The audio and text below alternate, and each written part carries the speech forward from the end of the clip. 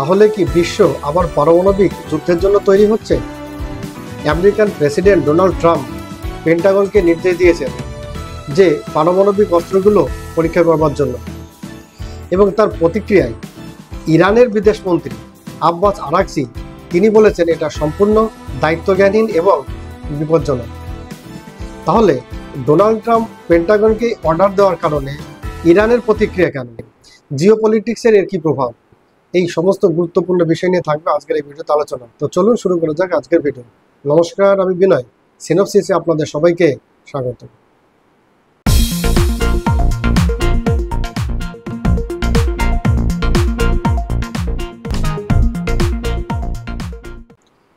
বন্ধুরা, গত সপ্তাহে মস্কো একটি হাই রেঞ্জের ক্ষেপণাস্ত্র পরীক্ষা করেন এবং তার রেঞ্জ 14,000 কিলোমিটার সেটা দাবি করেছে মস্কোর পক্ষ থেকে।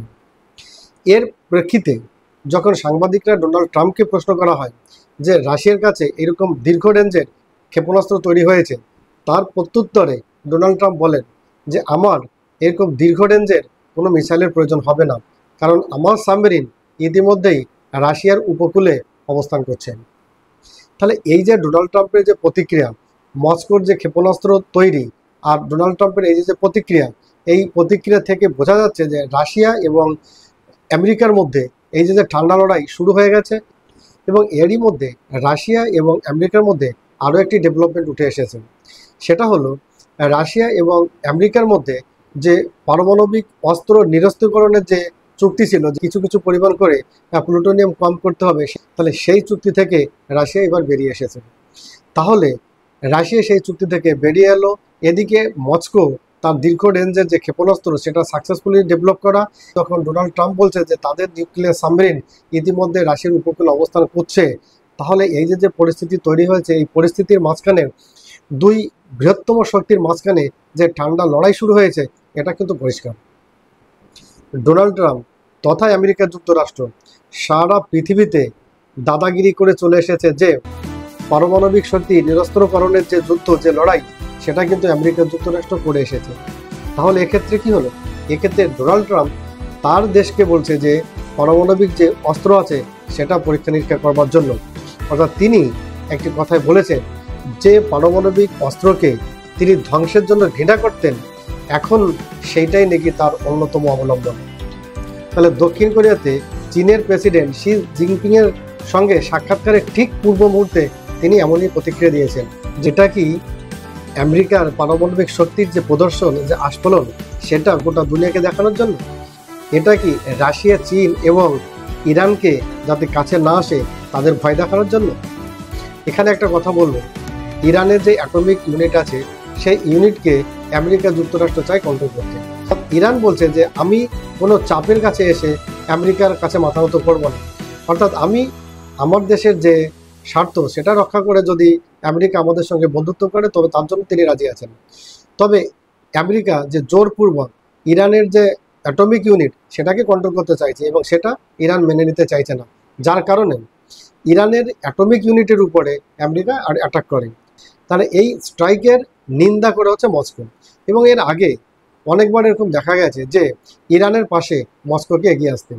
তাহলে এই যে ইরান, মস্কো এবং এর সাথে সাথে চীন, এই তিনটের যে ইউনিট তৈরি হচ্ছে, এই তিনটের ইউনিটকে আলাদা করবার জন্য হয়তো ডোনাল্ড ট্রাম্পের একটি কূটনীতি কৌশল, যে তিনি পারমাণবিক শক্তির আস্ফোলন দেখিয়ে যে তিনি দেখাতে চাইছেন যে আমেরিকার কাছে এত এত পারমাণবিক শক্তি আছে। ডোনাল্ড ট্রাম্পের অন্য একটি দিকও কিন্তু এখানে এড়িয়ে গেলে চলবে না, যে তিনি সবসময় প্রশংসিত হতে চান। তাহলে তার সরকারের এই দ্বিতীয়, অর্থাৎ সেকেন্ড টেনিউরে তার সরকারের প্রায় বর্ষপূর্তি হতে চলল।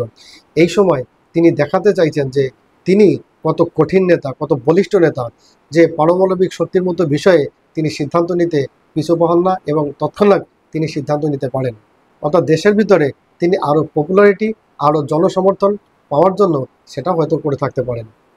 এর সাথে সাথে ইরান কিন্তু একটা সতর্কবার্তাও দিচ্ছে, এই ঘটনা যদি চলতে থাকে, অর্থাৎ এই পারমাণবিক শক্তির নিরস্ত্রীকরণের বদলে যদি পারমাণবিক শক্তির বৃদ্ধি চলতে থাকে, তাহলে মধ্যপ্রাচ্যের যে শান্তি শৃঙ্খলা সেটা তো বিঘ্নিত হবেই হবে, এবং সেখানেও অস্ত্রের প্রতিযোগিতা কিন্তু বেড়ে যাবে।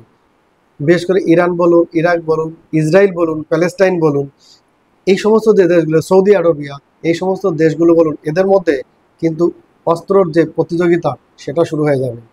তাহলে এই সমস্ত দেশের মধ্যে যদি অস্ত্র প্রতিযোগিতা শুরু হয়, তাহলে তা যে শান্তি বিঘ্নিত হবে এটার বলার অপেক্ষা রাখে না। তাহলে ডোনাল্ড ট্রাম্পের এই যে মন্তব্য, এটা যে কেবলমাত্র তার দেশের জন্য তার অভ্যন্তরীণ মন্তব্য ডিসিশন সেটা কিন্তু নয়, ভূ রাজনীতির একটা ভূমিকম্প করতে চলেছে। অর্থাৎ ভূ রাজনীতির যে শক্তি, ভরকেন্দ্র, সেটা কিন্তু স্প্লিট হয়ে যাওয়ার সম্ভাবনা হয়ে যাচ্ছে। অর্থাৎ একদিকে যেমন বলছি যে আমেরিকা, অন্যদিকে রাশিয়া।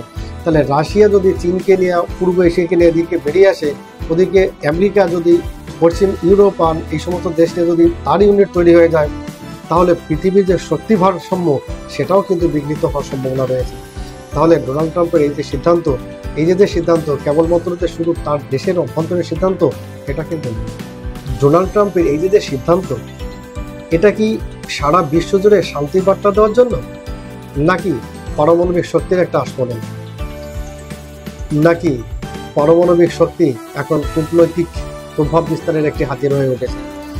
বন্ধুরা, আপনাদের কি মনে হয় ডোনাল্ড ট্রাম্পের এই যে হঠাৎ যে সিদ্ধান্ত, এই সিদ্ধান্ত সম্পর্কে আপনাদের কি মতামত?